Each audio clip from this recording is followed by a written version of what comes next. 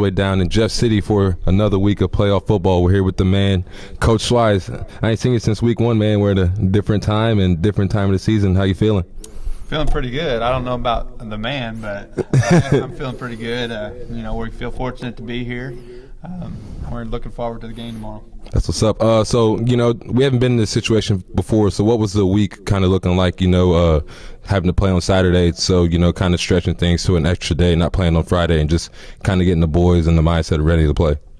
It was a lot like last week. Because last week we played on Saturday, so we brought them in on Monday and had our typical Monday practice where we watched some film and did our installs and defensive checks and things like that. And it was a little different this week, obviously, because of Thanksgiving. We practiced Tuesday, Wednesday, had our good practices on those 2 days, and then we gave them Thanksgiving off and come back in and did our walkthrough on Friday, and boarded the bus to come up here. So, hopefully we're ready. It's this point of the year, and there's not a whole lot you're going to do with offensive end, defensive end type stuff. It's more just watching film of the team that you're going to be playing and try to figure out what your defensive checks are going to be based on their formations and offensively you kind of do what you do and just make adjustments. So I guess that kind of answers the next question. How do you keep yourself sane, as a coach wise, and going on to new weeks? Do you kind of just keep the playbook the same and what you got going the same, or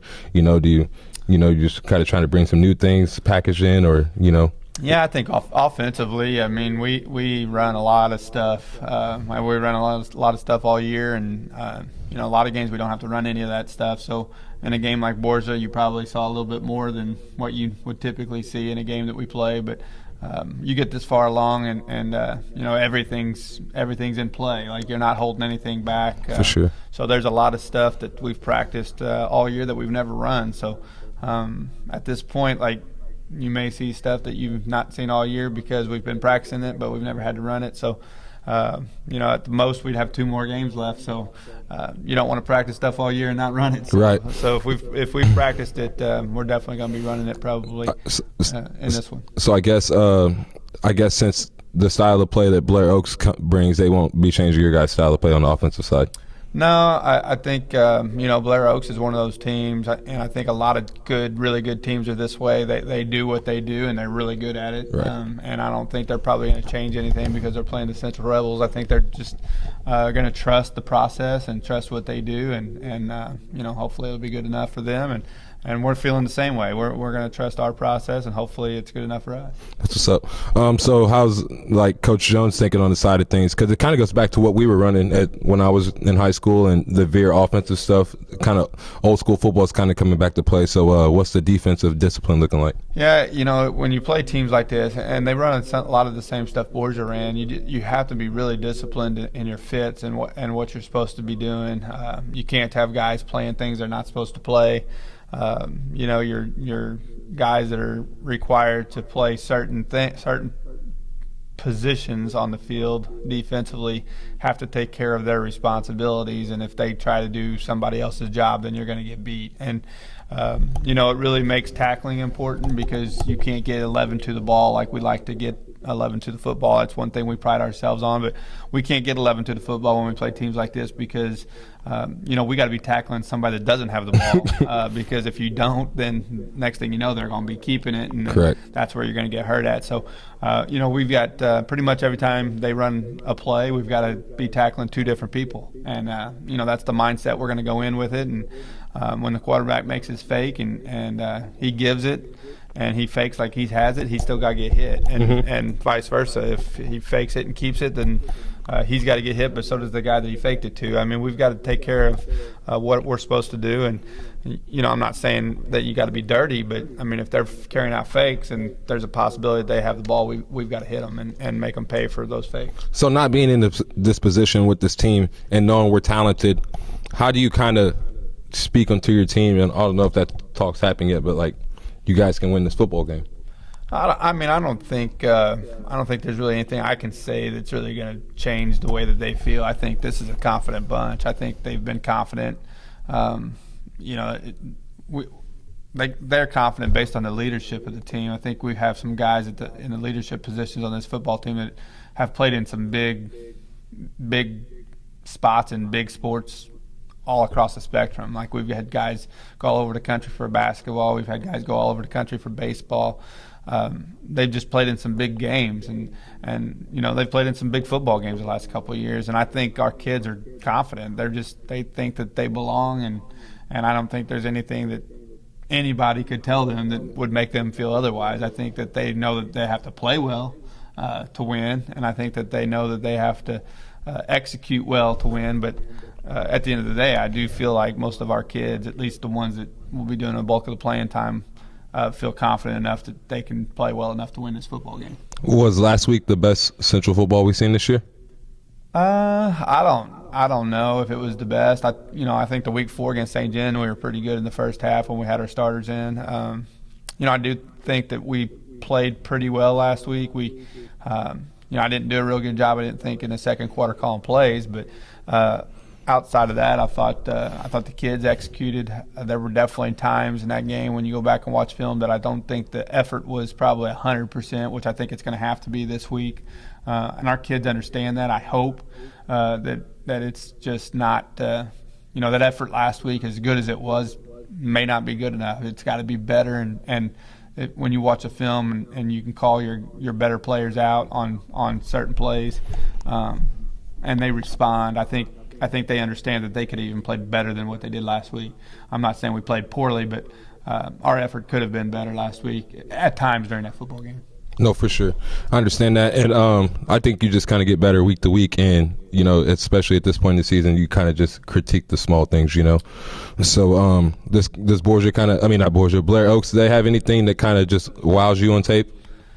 Well, I think the thing that wows me the most on tape isn't size. It isn't like athleticism. It isn't, it's not necessarily what they do offensively. It's not any of that. The thing that wows me the most is just how consistent they are. They remind me for people back home that kind of don't really know much about Blair Oaks. The best comparison I can give you is that they're a lot like Valley Catholic. They're not going to be a big team. They're not going to have their athletes aren't going to be like way more athletic than you, but they are going to execute. They're not going to beat themselves. They're going to play extremely hard. They're going to play extremely physical, and they have tradition on their side. And that's all the things that Valley's got down there. And I think that's a lot of the stuff that we have going in our favor right now. So, we probably don't have the tradition as much as they do from a state championship level, but, from going to the quarterfinals in 10 of the last 14 years, you've played in some big football games, and we've run into some pretty formidable opponents over the last, 15 years. So, I don't think that this one is this team is going to wow you like some of those teams we've played in the past, but from an execution standpoint and just a all-out balling out, playing hard, they don't get much better than this. Okay. I've been hearing some things lately, just how wins come about more in the town talks, throughout the town and people talk. But word on the street is that you are just learning how to coach. How would you elaborate on that? I wouldn't agree on that with having to play with you, I feel like we all learn things, Well, I can tell you this, DJ. I know a lot more now than I did 20 years ago when I started. And that's for sure. When I started coaching, Coach Calvert was the quarterback when I first started coaching. I apologize to him all the time because I was not that good of a coach back then. I thought I knew a lot, and then now 20 years later, I realize I didn't know anything. So, I think when you do anything, you continue to learn, and if you're not continuing to learn, then you're not doing your job. So, and that goes for any profession that you're in. I think if you're in a profession long enough and you're willing to put in time to learn, there's not a whole lot that I haven't seen in the game of football. All the offenses, from the power to 3-back stuff to the veer midline stuff, split back, to the spread option. I've seen it all. We've ran a lot of it, so I understand most of it. And then when you do it, when you run it on offense, you understand a lot of times defensively what it takes to stop that stuff. So you understand a lot of that stuff. And I don't know if it's that I'm just now learning to coach as much as it is I've coached for so long. There's not a whole lot out there that's I don't know. You know what I mean? Right. And all teams are different. Yeah, and I'm sure, if I would coach for 2 or 3 or 4 more years, if I decide to coach that long, I'm probably going to learn some more stuff that I don't think that's out there right now that will probably come up. But I don't know. I think that, like I said, coaching is one of those things where, and you have to change everything that you do based on your personnel. It's not like we coach in college where you can recruit your players. You get who comes through the hallways, and correct. And so you have to tailor what you do to who you have, and I think that's something that I think a lot of people don't realize how hard that is. I mean, that is not easy to do. And I feel like athletes, I feel like coaches get lost in the raft of athletes sometimes, though. It still takes a system to make things work. So. You know what I'm saying? I would agree with that, but it also takes. It still takes the player. Yeah, it takes both sides. Yeah, and we, over the last 14, 15 years, we've made it to the quarterfinals. We've had some really, really, really dang good players. We can go back and you start being as successful as we are, and you start putting together your all-time top offense, your all-time top defense, your all-time top kicking game. You start doing all that because of the type of players that you had, not because of the coaches. I mean, and we've been fortunate to have a lot of really good players, and I think some of those years we probably were able to win without the as many talented players. But it still takes talented players to win football games. No doubt about it. I guess I just look at it different because, I grew up with Jake and stuff, and guys that come back and open a different view that he plays college ball. He's played, in the sectional game and lost many times. So he has different things that he's bringing to the table too that he probably sees different. I feel like it just opens a lot more different options for Central football. Yeah, that's one thing. Fortunately, I have got a tremendous coaching staff, and when you're my age, it's crazy how I don't have near the energy that I had when I first started coaching. But all these young assistant coaches, I can promise you this year we had the best scout team in Missouri. I mean, we had Coach Bridges would play quarterback, and Coach Bland sometimes would play quarterback, and Coach Bridges would play receiver, and Coach Strange would play receiver. I mean, it was crazy. We had – they were playing without pads, and I think our kids were kind of scared of them sometimes because we were that good. So one thing about it, you're not going to get our kids, our defensive players weren't going to get a better look than what they got with those guys, with those young coaches playing on the scout team. So that was pretty cool this year to see that. So take wins and losses away from the season. How would you describe it? And just having to ride with all these guys and the journey. Well, I think every year is special. I think every year is. Every year is different. We faced a ton of adversity this year, which is kind of cool because you get to see a little bit different side of guys when you face adversity. When everything goes exactly how you want it and you're 12-0, like it was several of those years back when you played. You didn't realize you didn't realize anything until that last game when you finally lost. It could be, Yeah, like I don't know if they really understood, but this group now, with the adversity that they face in the middle of the year, with the injuries, they understand that that it's not. I mean, they fought through all that stuff, and now they came and we're still to that point and got further than any team before and I think a lot of it had to do with that adversity. I think that they understood that everything's not going to be perfect and it's okay. It's not usually going to happen like that. I think some of those teams in the past, when we started getting hit in the mouth in that quarterfinal game, and it might have been the first time that they really got hit in the mouth all year. Our kids didn't really know how to respond. Well, Borgia kept battling back last week, and they kept, they would answer every time we scored. They'd answer every time. That running back was killing us. Yeah, and then we get to the halftime and we're up 3 points or whatever, but they get the ball to start second half and go down and score and.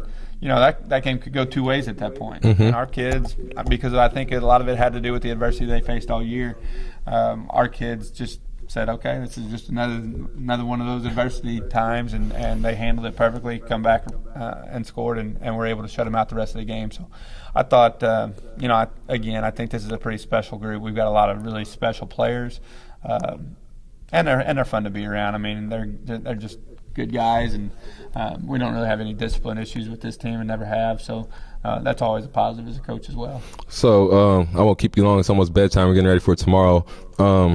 So win or loss, you won't be stressing. I feel like back in the days, it's like, we used to just stress things like this, especially like the Blair Oaks game and all that. But I feel like we've had a good build here, and it's gonna be a good day for some Central football. I feel like as the older I get, I don't stress near as much about it. I think I've realized over the years that there's a lot more to life than football. Obviously, these kids when they're 15, 16, 17, 18-year-old, and they're very competitive. I think they think that that's all there is because that's the time of their life that they're in right now. But when you're 48 and you've lived it as a player and then you've lived it as a coach for as long as I have, the best part about it, and we've talked about this a number of times, is the relationships that you have with these guys. And this is just another experience that we're getting to hang out in a hotel and doing stuff with some of these kids that probably never stayed in a hotel before, and that's kind of cool that you get to experience that with them. And the community has been so awesome this week, reaching donating this and donating that and wanting to give this and wanting to give that, and it's been really cool to see. And I'm at a spot in my career where I'm just thankful. It's crazy that it's Thanksgiving weekend because there's so much stuff to be thankful for, and the community in Park Hills has embraced me, for the last 25 years, and I'm grateful for that, and I think these guys are all very grateful the way the community's treated them this week, and hopefully that they can go out and put on a show for them. And I know our community's behind us, win or lose, and that's all you can ask for. It's going to be a good day for some football tomorrow. Central Blair Oaks tomorrow at 1 o'clock. It's Coach Schweiss here with Knuckleball Primetime, and we'll be there. I'll be there live with KTJJ and on the live play-by-play, and good luck tomorrow, Coach. Thanks, it's going to be fun. Let's go get them, Rebels. Go get them.